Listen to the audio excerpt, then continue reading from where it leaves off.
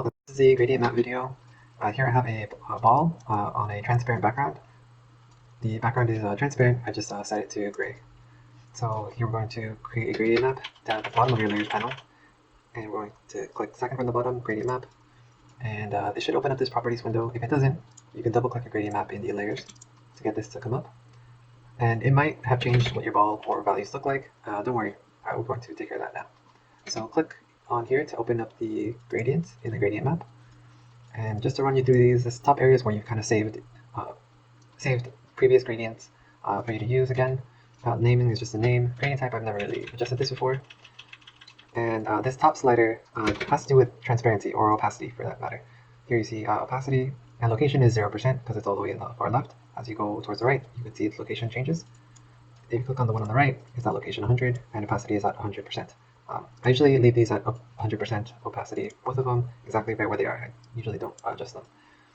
And now looking at these little bottom handles, they have different information. Opacity and location are grayed out. Color is selectable and location as well. So that means we can move it along the bottom just by clicking and dragging.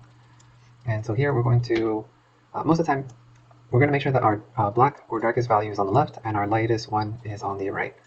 For example, if you made yours and it for some reason has them inverted, you see that it's inverting the values here. So we're going to set it back to a more normal value range so that your gradient map doesn't completely invert everything. So now that you have it like this, we can control anything that's here on the left side to change to a different color. For example, we click this bottom left swatch, and now we can click on this little swatch here, and we can select red. So as you can see, it's made everything that's kind of gray or dark in value this light reddish color. And same thing as to the values in this little gradient here. So what you see represented in this gradient is how things are going to be affecting your values. So midtones are going to change to this kind of peachish color, and then dark values are going to change to that red that you selected. And then it kind of just blends it all over in a gradient map, in a smooth gradient transition. We'll just click another color just to demonstrate this. So see, this is only affecting midtones and dark values. Basically anything that's not pure white, because the white's lighter, we haven't changed it at all.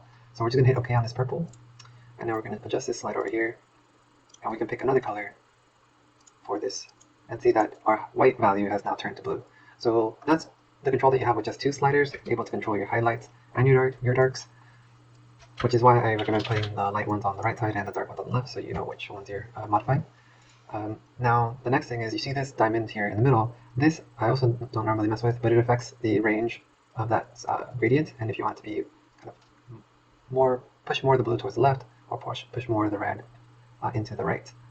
I usually leave this alone in the middle.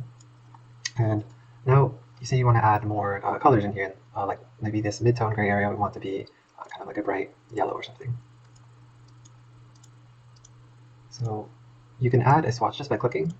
However, if you hold down Alt or Option click, depending, and click, it will not only give you, it'll put a swatch, but it'll also grab the closest color here so that your gradient stays very similar. This is helpful if you don't want to make drastic changes from what you currently have.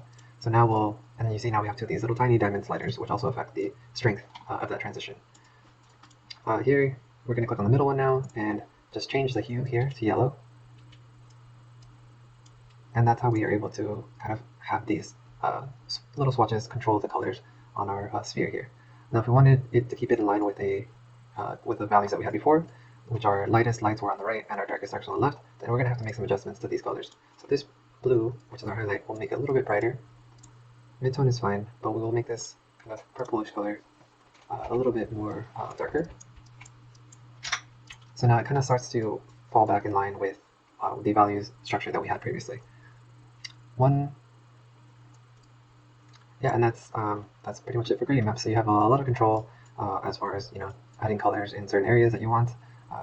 Here I'm going to just demonstrate what it looks like when you have many of these.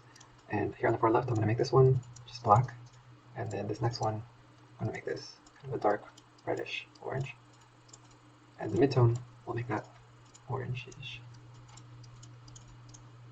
So I'm gradually getting a little lighter as I get closer to my highlight, and my highlight I will make that yellow. So all these colors, and you see if I move them around a little bit, the gradient itself starts to adjust a little bit. If I put them right next to each other, you'll see that kind of like harsh transition. and if I kind of evenly space them, then you get to see them, it kind of gets softer a little bit. So yeah, this is pretty much it. This is how you can use gradient maps. The next step is to, if you wanted to act as a overlay color, you can change it to overlay, soft light. Hard light is one of my favorite color modes in Photoshop to use, and you have these other ones as well. You can also lower the opacity on here if you want it to be a little bit more subdued or more subtle. Oh, also, if you want to save this, let's say you created something that you really like, just create a name here. Let's call this orange to yellow, and then click new, and now you have it here. You can move this around by clicking and dragging into your different folders. Sometimes I make some for skin tones, for bone material, metals, all those kind of things.